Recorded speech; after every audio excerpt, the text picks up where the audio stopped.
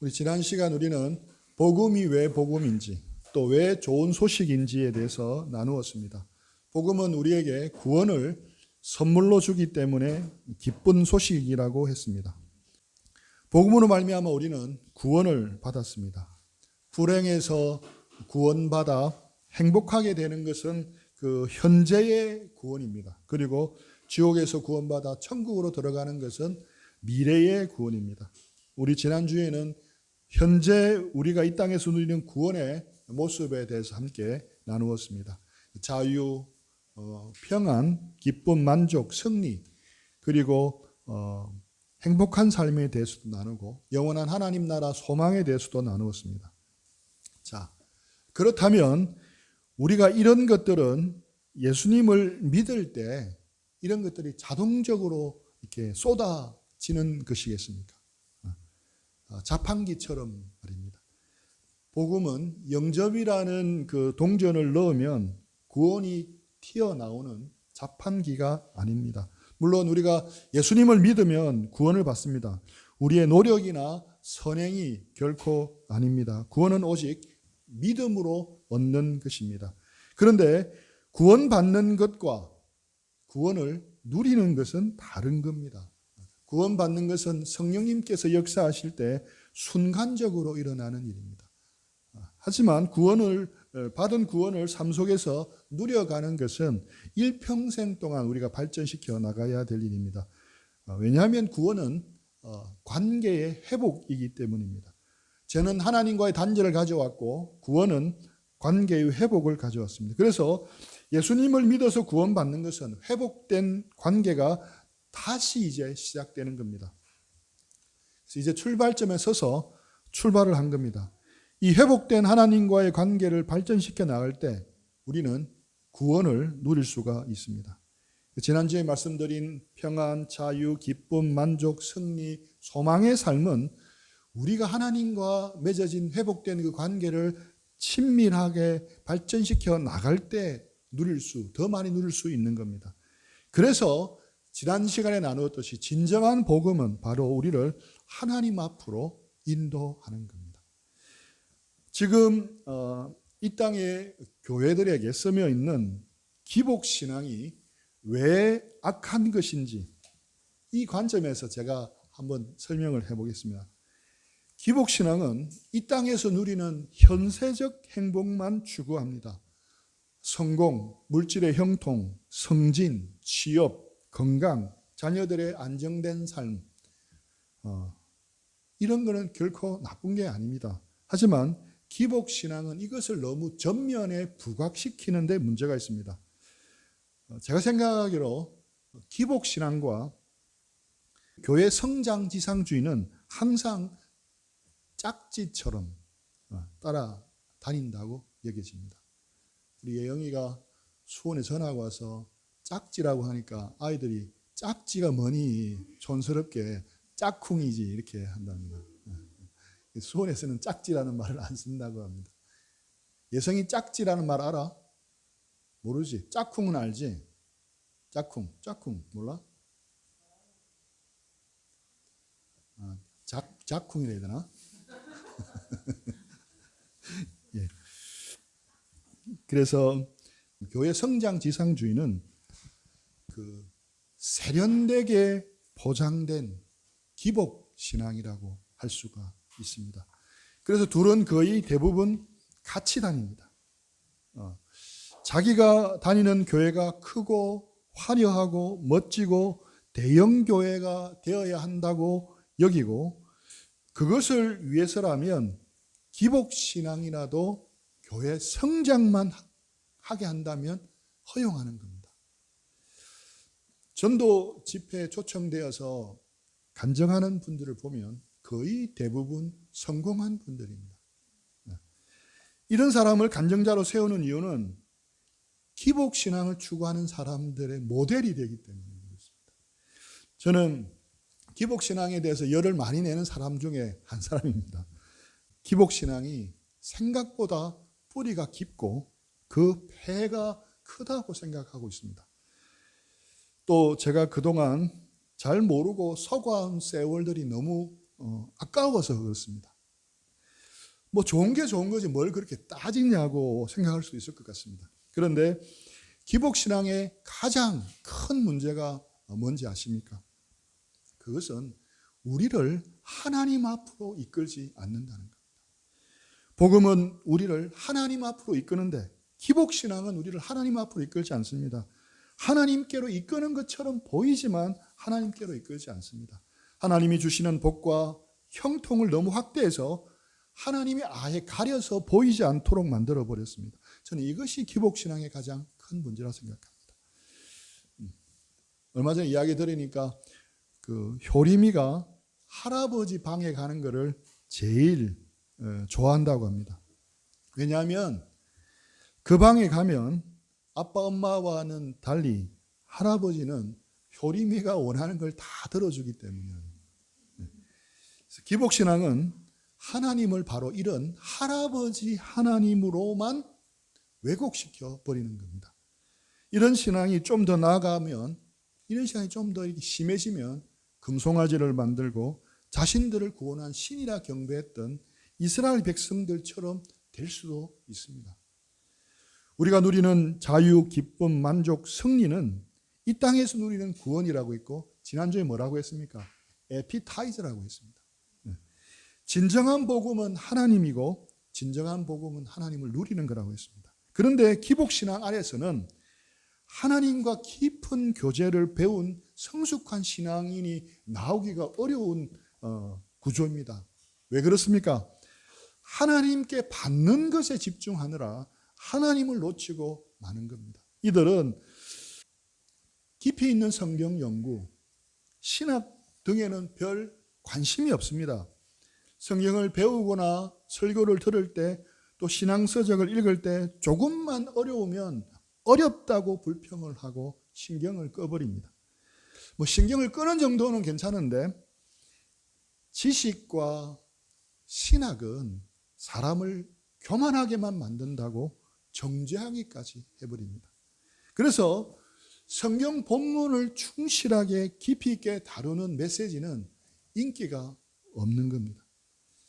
저는 한국 기독교가 지성인들에게는 더 이상 어필을 하지 못하는 얕은 기독교로 전락하고 있다는 느낌을 지울 수가 없습니다. 기복신앙에는 그런 거 없어도 아무 문제가 없고 오히려 거추장스럽습니다. 관심이 하나님을 제대로 올바로 알고 그 하나님과 올바른 관계를 맺고 올바로 사는데 관심이 있지 않습니다. 그래서 기복신앙이 퍼져 있으면 깊이 있는 영성과 지성을 갖춘 존경받을 만한 그리스도인이 나오기 힘든 상황입니다. 존경받을 만한 어른이 나오기가 힘든 구조입니다. 저는 이 땅의 교회를 생각하면 기복신앙이라는 기관총을 맞아서 여기저기 구멍이 다 나서 물이 새어나오는 물주머니가 떠오릅니다. 저는 기복신앙의 폐해가 우리가 생각하는 것보다 훨씬 더 심각하고 보편화되어 있다고 생각합니다. 또 다른 아류인 교회 성장지상주의도 마찬가지라고 생각합니다. 저는 그래도 제 신앙은 나름 올바르게 걷고 있다고 생각했는데 제가 그동안 저도 모르게 오랫동안 이런 신앙에 젖어 있었구나 생각을 했습니다. 그래서 이제는 그렇게 하면 안 되겠다 싶어서 제가 틈남 나면 지금 반복해서 또 흥분을 약간씩 해가면서 기복신앙의 그 실체에 대해서 언급합니다. 왜? 기복신앙은 복음을 가려버리기 때문입니다. 하나님을 가려버립니다. 다시 본론으로 돌아오겠습니다. 사람들은 구원받았다는 것을 흔히들 천국 가는 티켓을 확보했다라고 생각을 합니다. 믿음은 천국 들어가기 위한 커트라인 정도라고 생각합니다. 커트라인을 넘기면 합격이니까 뭐 끝입니다. 이것은 편협하고 잘못된 생각입니다. 구원이 천국 가는 티켓을 확보하는 일이라면 예수님이 아마 이 말씀을 꼭 하셔야 했을 겁니다. 산상수훈 말씀을 다 가르친 후에 잠깐만 하고 한 말씀을 더 하셔야 됩니다. 정말 중요한 문제이니까 잘 들으라고 이렇게 덧붙이실 겁니다. 그냥 제가 상상을 해 적어본 겁니다. 내 가르침을 믿는 것은 선택사항이다. 선한 목자인 나를 믿고 네 삶을 내게 맡기는 것은 어디까지나 네 선택사항이다. 내가 십자가에서 죽음으로 네 죗값을 치렀다는 사실만 믿으면 너의 천국행은 아무런 문제가 발생하지 않는다. 굳이 내가 말한 대로 다른 것을 행할 필요가 없다. 내 말을 듣고 실천하는 모든 사람은 반석 위에 집을 지어놓은 사람과 같다. 하지만 나의 이런 말을 듣고 실천하지 못하는 사람은 모래 위에 집을 지은 어리석은 사람과 같다. 하지만 혹시 너희가 오해할지 몰라서 말하면 내 죽음이 네 죗값을 치렀다는 사실만 믿으면 꼭 내가 하라는 대로 하지 않아도 천국 가는 데는 아무런 지장이 없다. 예수님이 이렇게 말씀하셨습니까? 결코 아닙니다. 천국 가는 티켓을 확보하기 위해서 최소한의 조건이 믿음이라고 여기는 것은 잘못입니다. 구원은 천국 가는 티켓을 확보하는 개념이 아닙니다. 구원은 하나님과의 관계의 회복이고 관계의 시작이라는 개념을 가져야 합니다. 제가 조금 쉽게 설명해 보겠습니다. 저희 부부가 결혼한 지 올해가 23년째입니다. 23년 전 제가 그때도 5월달이었는데 제가 결혼 첫날 밤에 제 아내에게 이렇게 말했다고 생각을 해봅시다. 당신을 정말 사랑하고 이제 평생 당신과 함께 살고 싶소. 하지만 몇 가지 꼭 의논하고 짚고 넘어가야 할 게 있어. 결혼하고 나서 나는 다른 여자들과 어느 정도 사귈 수 있는 건가요? 다른 여자들과 키스는 해도 좋겠어? 같이 자도 좋소? 가끔 바람을 피우는 것은 허용해 주겠소? 당신이 속상하고 힘들 줄로 알지만 그래도 너그럽게 나를 용서해 주리라고 믿소. 또 그대와의 결혼 생활을 유지하기 위해 내가 지켜야 할 최소한의 한도는 무엇인가요? 그대가 허용해 줄 수 있는 그 한선이 뭡니까? 내가 가정을 등한시하는 것을 어느 정도까지 봐줄 수 있나요? 쉽게 말하자면 남편 자격을 유지하기 위해 충족시켜야 할 최소 조건은 어떤 것인지 내가 묻는 거예요. 도대체 말이 안 되는 말이잖아요. 아마 제가 이런 말을 했다면 좌우로 뺨 맞고 니킥으로 급속까지 한데 맞아도 살 정도로 정신 나가는 말입니다. 사랑도 관계의 기본도 모르는 사람의 말입니다. 이런 식으로의 결혼이 이루어지면 그 결혼은 조만간 깨어집니다. 제가 왜 이런 말을 하냐면 많은 사람들이 구원을 이렇게 생각하는 겁니다. 믿음이라는 최소한 조건을 만족시켜서 천국 가는 티켓을 얻는 것이라 생각하는 사람은 제가 좀 전에 이야기했던 정신없는 말을 내뱉는 그 사람과 같은 생각을 하고 있는 걸 알 수 있습니다. 결혼하면 부부로서 법적 지위를 얻는 것은 맞지만 그것이 전부가 아닙니다. 결혼은 서로 간에 인격적으로 친밀한 관계와 헌신에 대한 약속입니다. 결혼하면 정려를 지켜야 합니다. 또 서로에게 모든 것을 다 공개해야 합니다. 내가 피곤하고 힘들 때라도 배우자를 위해서 필요하면 섬기고 헌신해야 합니다. 또 심지어 팀이 리모컨까지도 포기를 해야 합니다. 결혼 상태를 유지하기 위해 최소 조건은 물론 있을 겁니다. 하지만 그런 최소 조건을 지키는 데 관심이 있다면 그건 진정한 결혼이 아닙니다. 그래서 그렇다면 성경이 말하는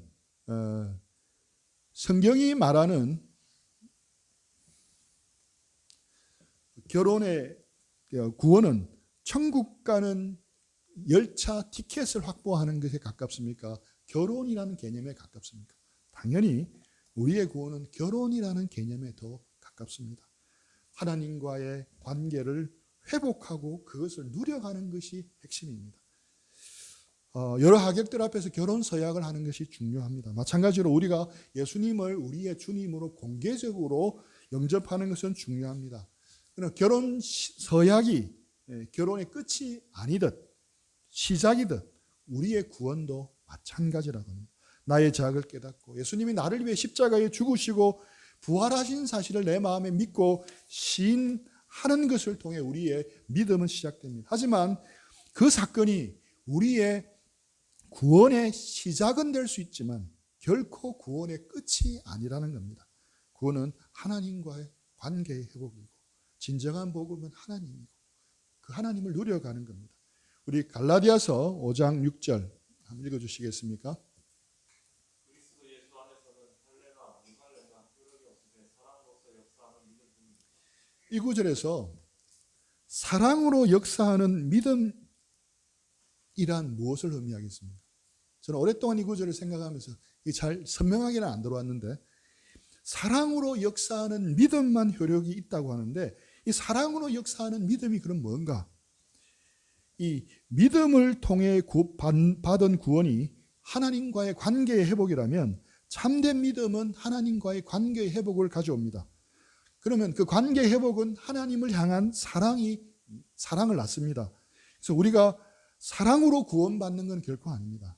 하지만 믿음으로 구원받습니다. 하지만 이 믿음은 기계적인 커트라인이 아니고 관계의 회복이기 때문에 늘 사랑을 낳는다는 겁니다. 하나님과의 관계가 회복된 사람에게 나타나는 것이 사랑입니다. 결혼 생활과 마찬가지로 상대방을 사랑하면 그 최소 조건을 굳이 따지지 않더라도 저절로 지켜지는 겁니다. 반대로 상대방을 사랑하지 않으면 최소 조건을 지킬 그런 것들 끈덕지가 없어지는 겁니다. 그래서 그리스도와 예수 안에서 커트라인을 넘기는 식의 믿음이 아니라 사랑으로 역사하는 믿음만이 효력이 있다고 말씀하는 겁니다. 좀 더 한번 설명을 해보겠습니다. 교회를 오래 다닌 한 형제가 있었습니다. 우리 가운데 누구를 이렇게 가리키는 건 절대 아니니까 괜한 오해를 하지 마시기 바랍니다. 예를 들어 설명하는 겁니다. 제가 책에서 읽었습니다. 그는 모태 신앙이었고 대학 시절까지 열심히 교회에서 활동을 하다가 지금은 직장에 다니고 있었습니다. 그런데 그는 하나님과의 관계에는 전혀 관심이 없었고 오로지 돈 벌고 성진을 하고 명예를 얻고 좋은 차, 좋은 아파트를 사고 여행과 오락과 스포츠 등등에만 관심이 있었습니다. 물론 이런 것이 나쁜 건 아닙니다. 하지만 문제는 그는 이런 것에만 관심이 있었습니다. 그는 일주일에 한 번 교회에 가서 예배를 드리기는 했습니다. 하지만 그 외에는 기도도 성경 읽기도 하지 않은 채 거의 믿지 않은 사람처럼 살아가고 있었습니다. 그는 놀랍게도 그는 구원을 확신하고 있었습니다. 분명히 잘못되어 있었기에 깨닫도록 따끔하게 도와줄 필요가 있었습니다. 그래서 그 청년이 다니는 교회 목사님은 좀 짓궂지만 다소 도발적인 권면을 합니다. 만약 저라면 그렇게 못할 것 같은데 이 목사님은 돌직구 정면 승부를 합니다. 형제, 내 생각에는 형제가 구원받았다라고 확신을 하면 안 될 것 같다. 예? 뭐라고요? 도대체 그게 무슨 말씀입니까? 그는 아주 불쾌하면서 자신은 교회를 꽤 오랫동안 다녔고 한때는 봉사와 전도도 했고 하나님이 살아계신 것을 확실하게 믿는다고 했습니다. 대단히 아마 화가 난 상태였습니다. 목사님이 말합니다. 내 말에 형제가 화가 많이 난 모양이네. 그럼 구원 못 받는다는 말을 듣고 좋아할 사람이 어디 있겠습니까? 형제는 천국에 가고 싶죠. 네. 형제는 시간이 없다고 하면서 기도나 성경 읽기는 거의 하지 않는다라고 했습니다. 주말엔 쉬고 싶기 때문에 예배 후 성경 공부나 교제 등등은 하고 싶지도 않고 달랑 예배만 참석합니다. 그런데 그것도 매번 지루해합니다. 하나님과의 교제도 없고 하나님 말씀을 읽지도 않습니다. 당연히 그러니까 그 말씀을 해가는 데는 관심이 없습니다. 그렇다면 형제는 왜 천국에 가려고 합니까? 성경을 아무리 공부해봐도 분명한 것은 천국에서는 형제가 싫어하는 것들밖에 없습니다. 뭐라고요? 천국에서 누리고 있는 기쁨은 형제가 기뻐하는 것과는 거리가 멉니다. 그곳에서는 성도들은 하나님께 예배하고 기도하며 찬송하고 높이는 일을 뛸듯이 기뻐합니다. 나중에 요한계시록을 한번 자세히 읽어보십시오. 온통 예배입니다. 천국은 물질이나 쾌락보다 하나님을 더 사랑하는 사람들만이 즐거운 곳입니다. 그런 곳은 형제에게는 적합한 곳이 아닙니다.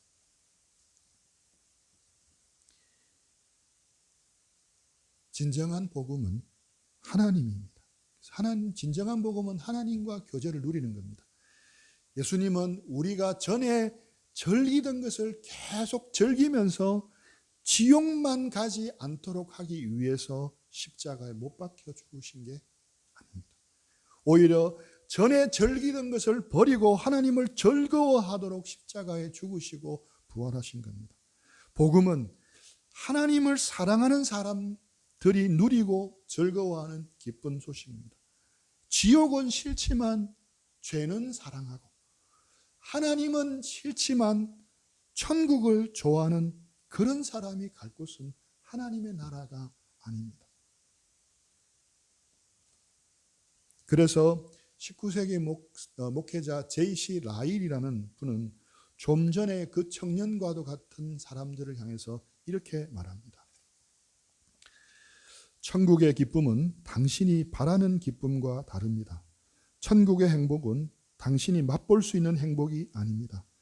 천국에서 하는 일은 당신을 오히려 지치게 만들고 당신의 마음에 부담이 될 것입니다. 너무 늦기 전에 회개하고 돌이키십시오. 천국은 삼위 하나님과 영광스러운 교제를 나누는 곳입니다.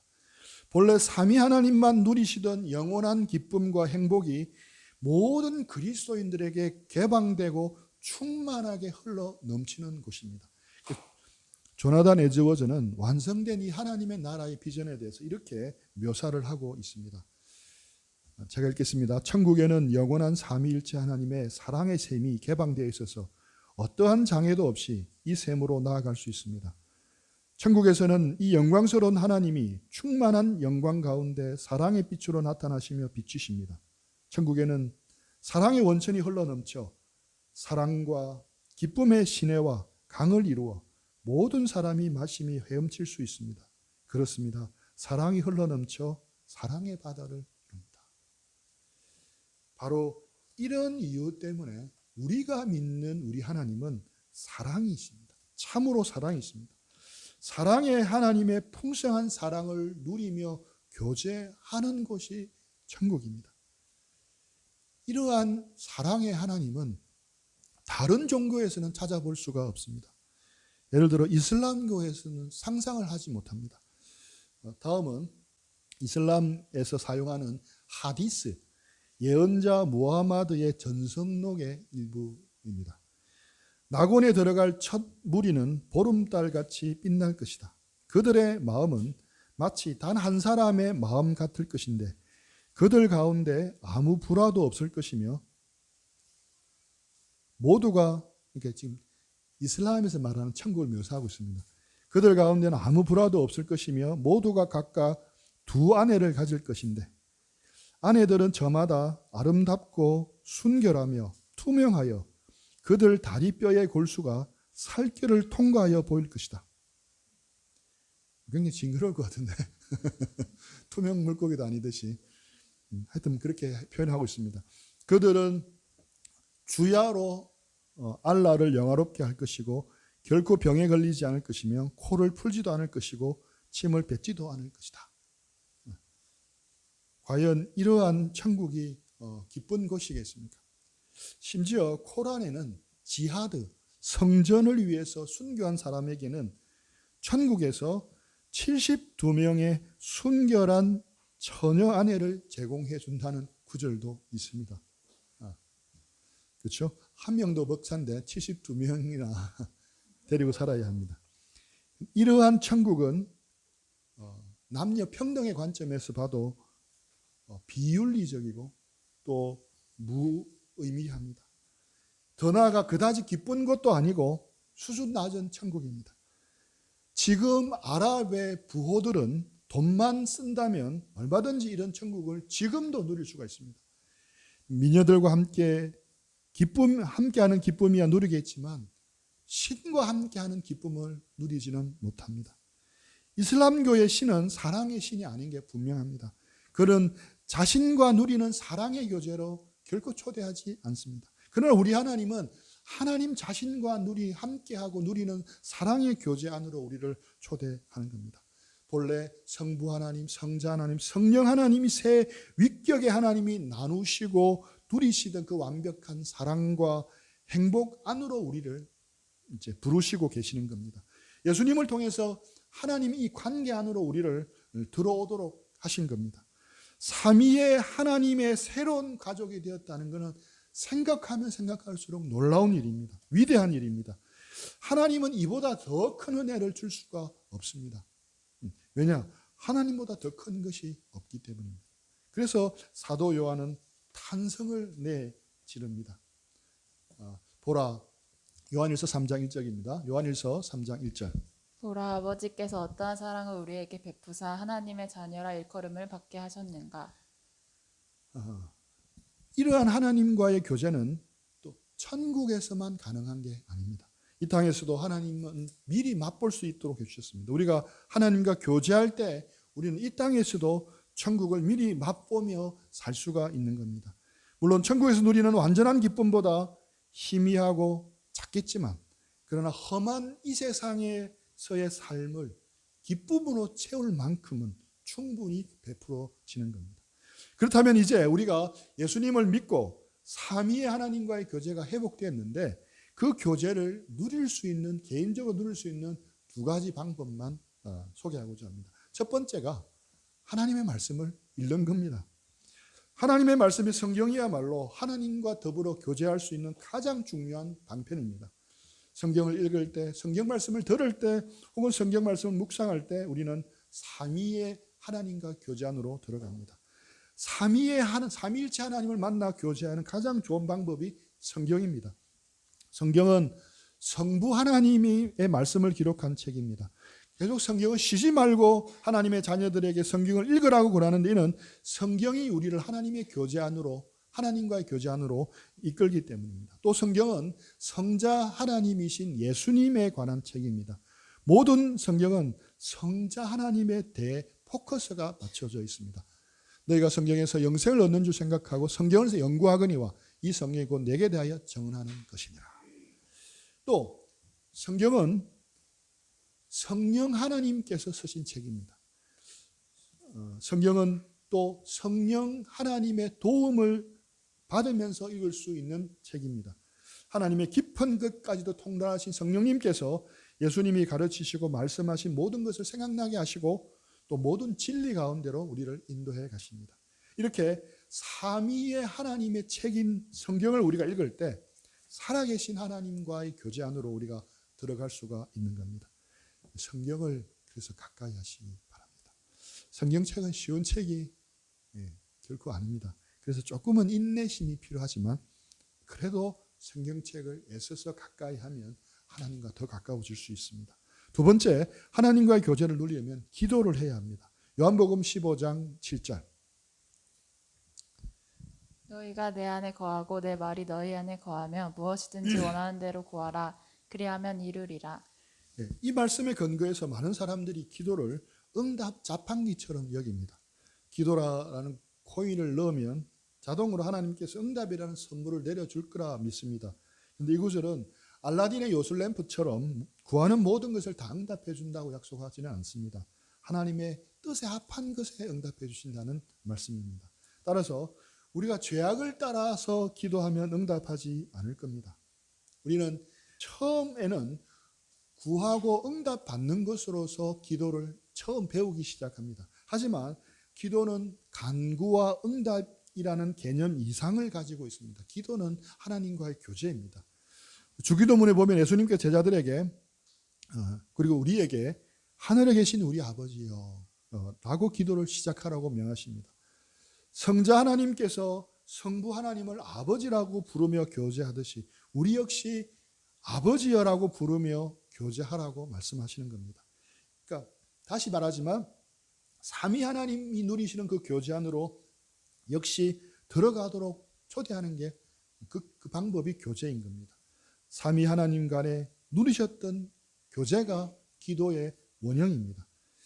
기도 응답으로 하나님의 공급하심을 누리는 것도 기도의 중요한 이유입니다. 하지만 기도의 가장 중요한 이유는 우리가 하나님과 더불어 교제를 누리기 위함인 겁니다. 이런 기도가 깊어지면 하나님과의 교제가 즐거워지고 더더욱 하나님을 갈망하게 됩니다. 삼위의 하나님 안에서 기쁨의 교제 가운데로 들어가 그 기쁨을 맛볼 수가 있는 겁니다. 이런 것을 경험하게 되면 우리는 점점 기도에서 받는 응답도 감사하지만 기도 그 자체를 즐거워하게 되는 겁니다. 기도의 가장 큰 선물은 하나님과 교제하며 하나님을 누리는 겁니다. 그러면 이렇게 말씀과 기도를 기도가 하나님과 교제할 수 있는 좋은 방편인데 동시에 할 수 있는 방법이 있습니다. 존 파이프의 설명을 한번 보겠습니다. 기쁨을 위한 싸움에서 주된 기도 방법은 하나님의 말씀으로 기도하는 겁니다. 다시 말해 말씀을 읽거나 암송한 후 그 말씀을 기도로 바꾸는 것이다. 대부분의 사람들은 한순간이라도 아무것도 보지 않은 채 의미 깊은 영적 갈망을 하나님께 올려드릴 수 있을 정도로 강한 정신력을 소유하고 있지 않다. 무슨 말인지 알겠죠? 그냥 눈을 감고 집중해서 오랫동안 기도할 수 있는 사람이 많지 않다는 겁니다. 내가 생각하기에는 언제나 그런 것 같다. 하나님께 집중하며 그리스도를 높이는 방법으로 몇 분 이상 기도하기 위해서 성령의 도우심이 필요한데 성령은 그분의 감동으로 기록된 말씀을 통해 돕기를 좋아하신다. 그러니까 말씀을 암송하고 읽으면서 그 읽은 말씀을 가지고 기도하는, 그 암송하고 읽은 말씀을 떠올리면서 그 내용을 가지고 기도하라는 겁니다. 자신을 위해서도 기도할 수 있고 또 그 말씀의 내용이 생각나는 다른 사람을 위해서도 중보할 수도 있습니다. 모든 성경이 다 도움이 됩니다. 하지만 시편이 특별히 도움이 사용하기가 좋습니다. 이렇게 말씀과 기도 가운데 주님과 교제 안에 들어갈 때 우리가 주님을 더 누릴 수가 있는 겁니다. 진정한 복음은 하나님입니다. 이 땅에서 미리 누리는 구원과 죽고 난 뒤에 우리가 누리는 구원, 그보다도 더 큰 선물이 하나님입니다. 이게 지난주와 이번 주의 결론입니다. 진정한 복음이 주는 선물은 하나님입니다. 한 주 동안, 오늘 한 주 동안 우리 존 파이프의 목사님 말씀처럼 말씀과 기도로 우리 주님과 동행하기를 힘써서 진정한 복음이신 우리 주님을 더욱더 알아가고 누려가는 우리 복된 인생 다 되기를 축복합니다. 우리 들은 말씀 우리 생각하면서 잠시 적용하고 또 기도하는 시간들 드리겠습니다.